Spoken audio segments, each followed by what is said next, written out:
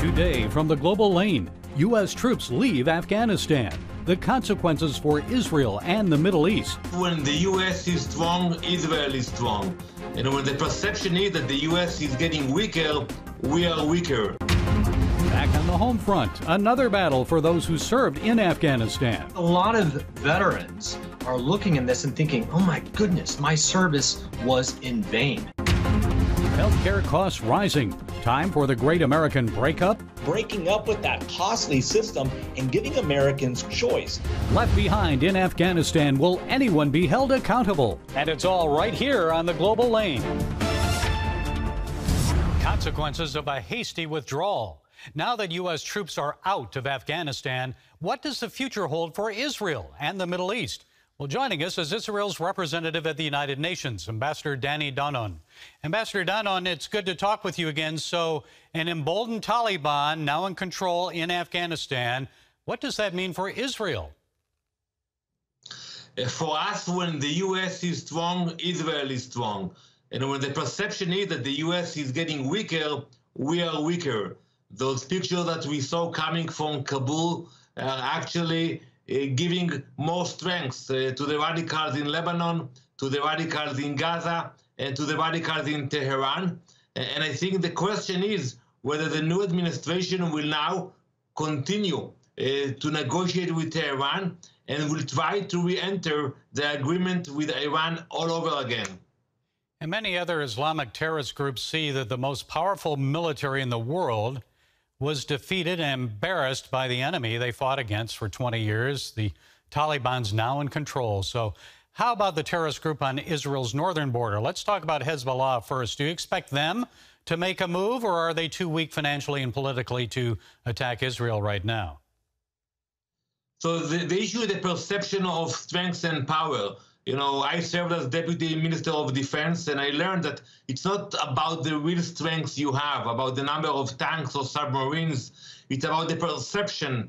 And I think today the perception that the U.S. is weaker, and those people sitting in Beirut, the heads of Hezbollah, they know that we will retaliate, we will attack them. And I think they know it very seriously, so they will think twice before challenging the IDF. And also politically, they know that the people in Lebanon will blame them for the consequences. So I don't know what will happen. And also, you have to understand that the people in Hezbollah in Beirut don't decide. They get orders from Tehran. So the radicals in Tehran will decide when the next conflict will be here in the north. Well, that's the big concern, is it not? What Iran is going to do. And I know your Prime Minister, Naftali Bennett, recently met with President Biden at the White House, and Biden said he will not allow Iran to possess a nuclear weapon on his watch. But how can Israel trust his word on that, given that many of America's allies feel abandoned? They feel let down by the hasty withdrawal from Afghanistan. Can you depend on his word? We have to trust ourselves. History has taught us that we have to be the ones securing our future and our well-being. And I think we have a reason to worry, because the new administration actually acknowledged that they are willing, they are eager to sign a deal with the administration in Tehran. I don't know why, but now the only reason that we don't have agreement is because the leadership in Tehran are not willing to negotiate with the U.S. I hope it will stay that situation, because the last thing we want is another bad agreement that will allow Iran to become nuclear, allow them to send their proxies weapons and funding. We don't want to see it becoming a reality. Many Americans believe Israel may be forced to act alone against Iranian nuclear weapons. Prime Minister Bennett suggested that Israel will take steps against the Islamic Republic, a little bit at a time. So how could you stop them without U.S. military backing and support? Don't you need that? We have the capability to defend ourselves, and if we will have no choice, we will do it ourselves. We did it in the past. I want to remind you when we destroyed the nuclear reactor in Iraq, the nuclear reactor in Syria. We hope it will not be the case that it will be only Israel against the radicals of Iran. But if nothing will stop them, we will be there to stop them. And in Israel, Defense Secretary Benny Gantz recently met with Palestinian Authority President Mahmoud Abbas. and he made offers of financial assistance to the PA. So what and who's behind that offer? So we have some kind of a dialogue with the PA. When we were in government, we made sure that it will not be in the highest levels, because we have to remember that President Abbas still supports terrorism. They pay salaries to convicted terrorists, and I don't think he deserves the respect he got from Minister Gantz. That's the decision of the new government here in Israel, and I think we should coordinate few things with the PA, but we should not give the respect to Abbas while he supports terrorism. Do you think this is designed to kind of negate Hamas and kind of get them out of the picture and get more Palestinians to support the PA, or what's behind that? No, I think, there are issues to coordinate with the PA. Maybe there were pressure coming from the new administration. One cannot ignore that the meeting between the defense minister and Abbas took place a few hours after Prime Minister Netanyahu came back from Washington. And I'm sure this issue was also brought up in the discussions between President Biden and Prime Minister Bennett. So do you think it helps or weakens Israel negotiating with the PA? I don't think you should negotiate directly with the president of the PA. I think you should not give them the legitimacy. We should demand them to stop sponsoring terrorism. And if we need to coordinate a few issues, we know we have professionals on the ground who can do that. Well, we know the high holy days are coming on shortly in Israel, and all of our viewers will be praying for you and praying for Israel. And we always pray for the peace of Jerusalem. Ambassador Danny Danon, Israel's representative to the United Nations, thank you for sharing your time and your insights with us. Shalom. Shalom, shalom.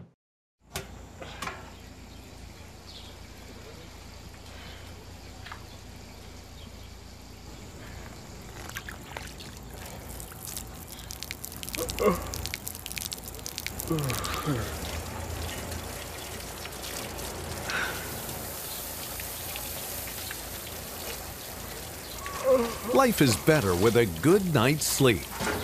Get your free DVD or booklet of Protect Your Sleep as the world watches from the outside. It's a big diplomatic tug-of-war here in the Middle East. Go inside the story with Jerusalem Dateline. Israeli archaeologists are talking about a discovery that could change the thinking about the Temple Mount. Join CBN Jerusalem Bureau Chief Chris Mitchell and get the biblical perspective on the events shaping the world. What starts in Israel then ends up going to other places. Watch Jerusalem Dateline Friday night at 8:30 on the CBN News Channel. Life. It's meant to be lived fully. Jesus said it. I came to give you life. Life to the fullest. Life in your family. Life in your finances.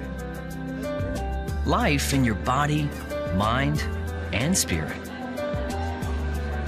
Life in your everyday.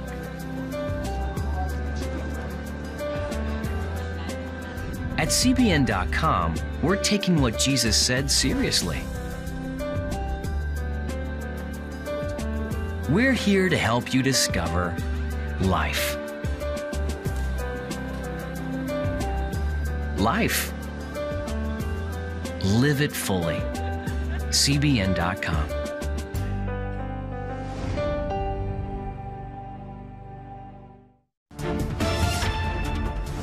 After nearly 20 years, the U.S. military completed its exit from Afghanistan this week. The commander of the 82nd Airborne, Army Major General Chris Donahue, was the last American soldier out. Much attention has been placed on the evacuation of Americans and Afghans, but what about the U.S. soldiers returning home from Afghanistan?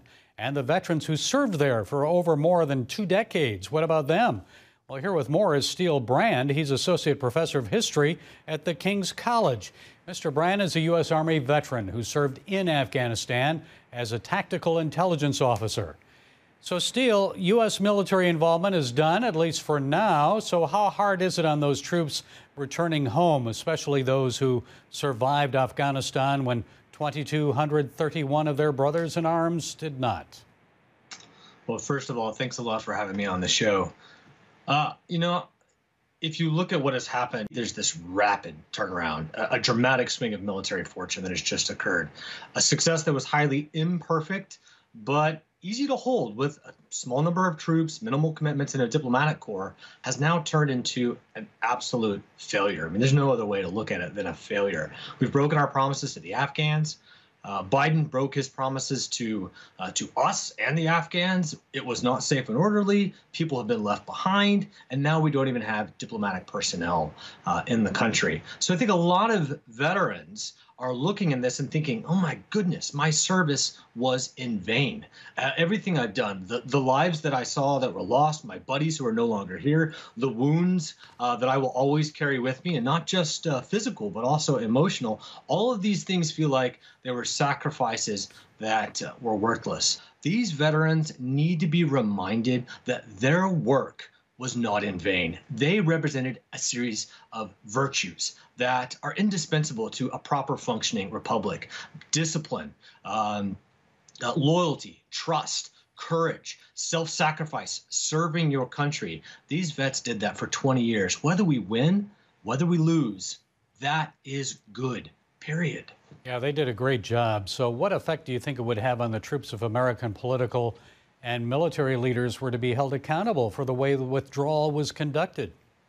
Yeah, I mean, this needs to happen. There needs to be a reckoning that comes both in the midterm and then in the presidential election in 3 years. Americans, I think, need to look at what are the values that we've tried to influence other people to adopt abroad, sometimes unsuccessfully, but there are these good values, and I mentioned them: religious liberty, constitutional government, human dignity. And then what are the virtues that are needed to actually push those values through? And those are the things that I think our vets know very well. They're trained to do them. They're trained to honor the flag. They're trained to do their job, even if they feel like their leaders at that moment aren't doing what's best for them. They're trained to do what they can do to fulfill their duty. And they're trained to keep their word, to have trust, to be trustworthy. I mean, these are things that we need to demand of our leadership. It's not just about bad strategic choices. It's about a failure of principles. It's about a failure of morals that has occurred at the national level. And it seems like it just keeps happening and happening. You're a history professor at the King's College, so let's look back. It seems since the Korean War, ever since the Korean War, actually, the United States never really goes into war and then wins it. Truman wouldn't let General MacArthur push the Chinese back across the Yalu River shortly after troops were pulled from Vietnam. The communists moved into Saigon, then seized control, and matters got worse in the region. Remember, the Khmer Rouge came to power in Cambodia. 2 million people died, and then Desert Storm. Many of our troops wanted to chase Saddam all the way back to Baghdad, and the U.S. withdrew. And then we returned a decade later, and then we withdrew again from Iraq. ISIS came to power, killing tens of thousands and establishing a caliphate in Syria. And now the Taliban take over Afghanistan. Why does this keep happening? You've got two totally incompatible ideas. One is that America, from its founding, is anti-colonial.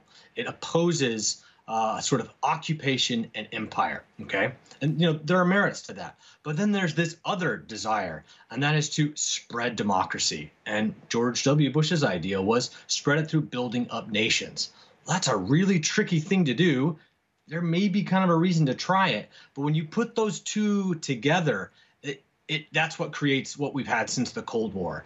The average when I was in Afghanistan, the number one lesson I learned in 2012 was I can't control everything. There are things that are just way beyond my capacity to direct. And I was in the know. I was a tactical intelligence officer. But what I did realize is I can do my job.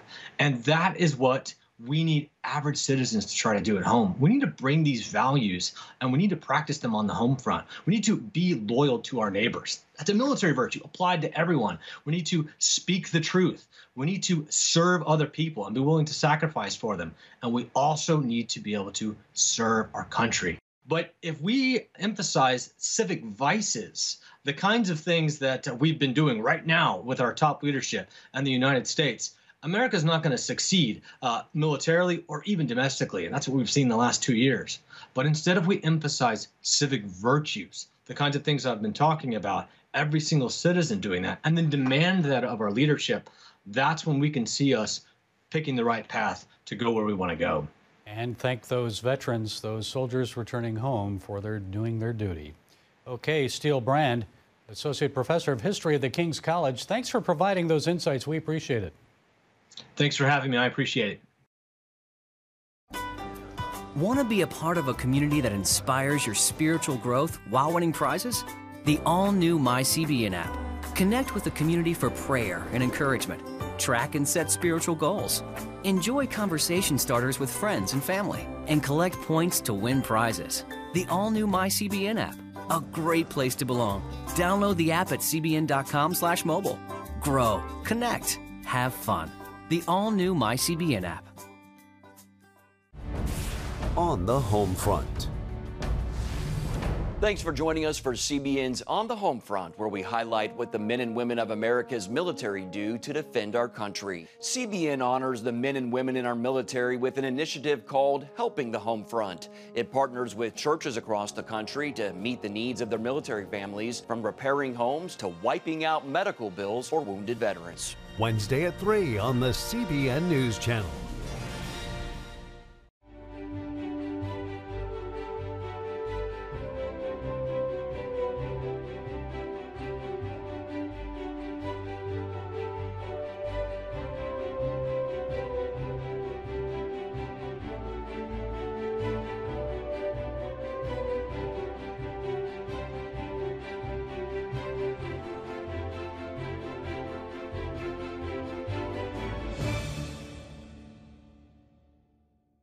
Too often, we carry baggage from our past. You know what it's like. It affects everything and everyone in our lives. It's always there, weighing us down and keeping us from achieving true happiness. But do you know God never meant for us to be trapped in the past? You can be free of your baggage.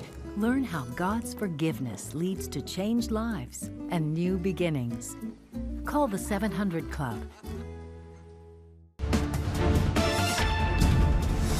Healthcare costs are squeezing American pocketbooks. Today, the average American is paying nearly $500 per month for health insurance.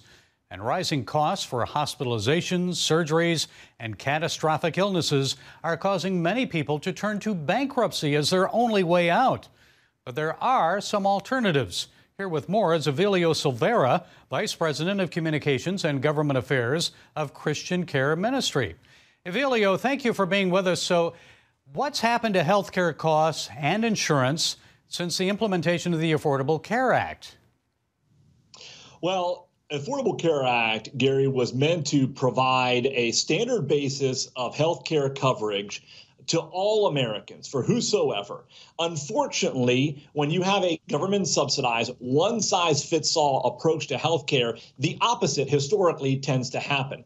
And while we've seen so many negative headlines during COVID, there is a silver lining, breaking up with that costly system and giving Americans choice for individual decisions to control costs, alternatives like direct primary care, healthcare sharing, and others that have been 50% less expensive than traditional health insurance in the marketplace. So I want to talk about that in a minute, but you know, we were told that costs would be lower and healthcare would be better for Americans with Obamacare. What happened? Well, you have what I like to call the health insurance cartel. This is the big names that spent over $1 billion last year alone lobbying our elected officials. And so in order to get Big Pharma on board with Obamacare and the ACA, you have to have some carve-outs and some benefits for them. In order to have the hospital networks and the specialty providers to come on board with this government-mandated controlled health care, you have to have some carve-outs and some benefits for them. And so what we have is so many different layers to medical costs versus an actual decision being made by a physician with their patient and the cost being driven by market forces. That's why cash pay programs and direct care programs are so much less expensive than traditional health care. And anytime economists will tell you, Gary, that you subsidize something, the cost becomes inflated and increases versus being managed and controlled. Well, you had mentioned that the COVID pandemic has certainly changed our society. Many people changing careers, small businesses have actually shut their doors because they just can't afford the rising labor costs. And then state budgets are being squeezed by expanded Medicaid coverage. So tell us a little bit about Medishare and cost sharing as an alternative. Tell us a little more about that. You know, so many people in this, what some economists have talked about as the Great Resignation. You know, many of them were working from home, reprioritize how they wanted to do life. They liked being home. They liked caring for parents and for children. And they started seeing that they had other opportunities. And so where you had forced bankruptcy in businesses that shuttered because of the pandemic and these lockdowns and shutdowns, you also have a rising group as high as 40%, some surveys say, of individuals saying, you know, I'm going to start my own business. I'm going to do my own type of work. I'm going to reset my priorities.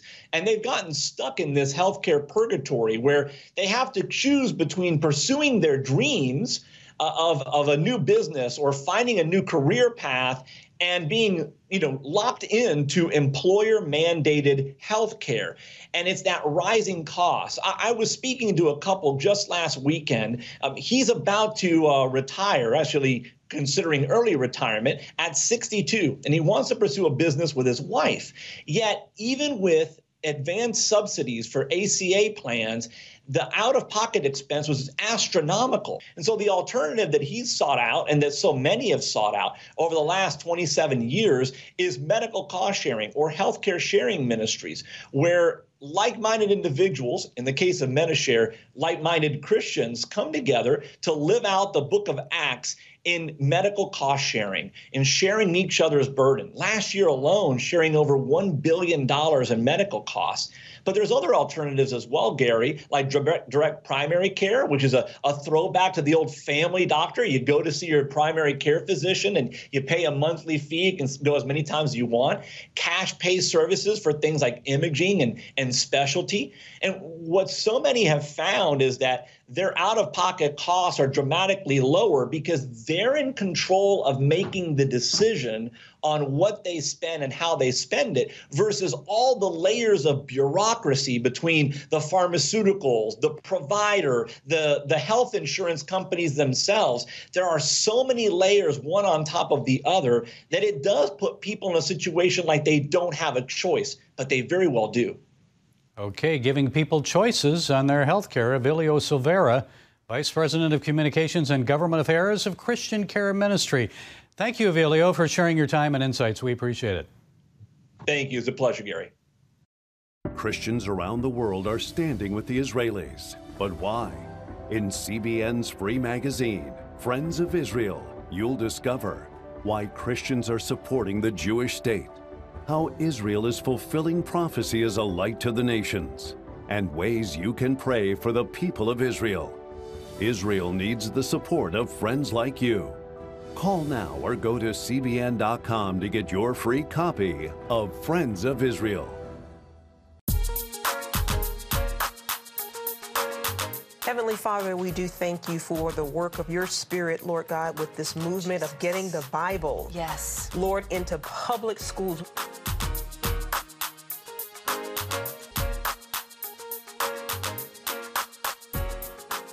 Watch The Prayer Link. Tuesday morning at 7:30 on the CBN News Channel.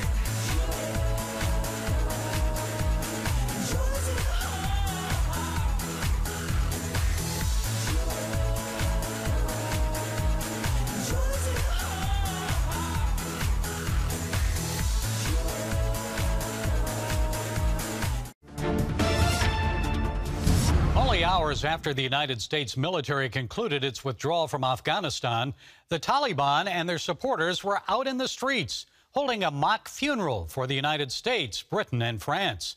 After 20 years, the Taliban are claiming victory over the West. Meanwhile, at the homes of Afghans who helped the Allied powers, spasmodic knocks on the door, and then this.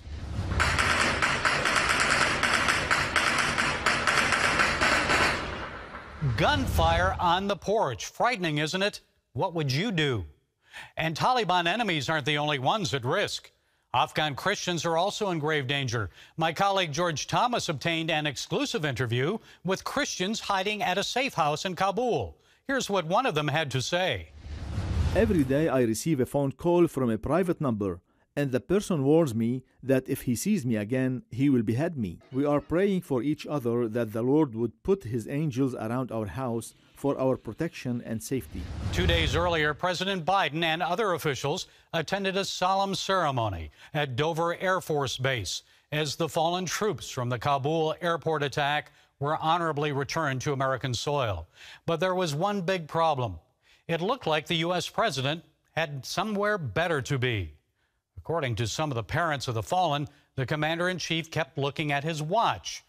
Maybe Mr. Biden was checking to see when he might receive word on the 250 Americans left behind in his hasty withdrawal from Afghanistan. Well, White House Press Secretary Jen Psaki has yet to explain why the president kept looking at his watch. Fox News contributor Brett Baer explained that Biden may not have been checking his watch at all. He may have been looking at the rosary of his deceased son, Beau. The president apparently wears the rosary on his wrist. Regardless, days earlier, President Biden pledged not to leave Afghanistan until all Americans were out. But then he did the opposite. He left some behind. When the President of the United States is sworn into office, he takes an oath to preserve, protect, and defend the Constitution of the United States. And that includes protecting the American people. That is his primary duty. And on this, Joe Biden has failed. And so have our military leaders. They may argue that they were just following the orders of the commander-in-chief when they hastily abandoned Bagram Air Force Base, the best place, by the way, for American and Afghan evacuations.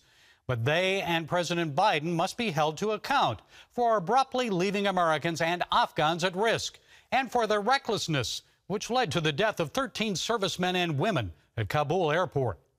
A group of 87 retired U.S. generals are calling on Defense Secretary Lloyd Austin and Joint Chiefs Chairman General Mark Milley to resign. That would be a good start. Also, Congress should hold hearings to determine what happened, investigating the intelligence received and the decision-making process that led to the hasty withdrawal. Our nation has been humiliated. Accountability and apologies are a must. The future morale of our troops and the restoration of American dignity are at stake. Well, that's it today from the Global Lane. Be sure to follow us on the CBN News and NRB channels, social media, and our broadcast affiliates. And until next time, be blessed.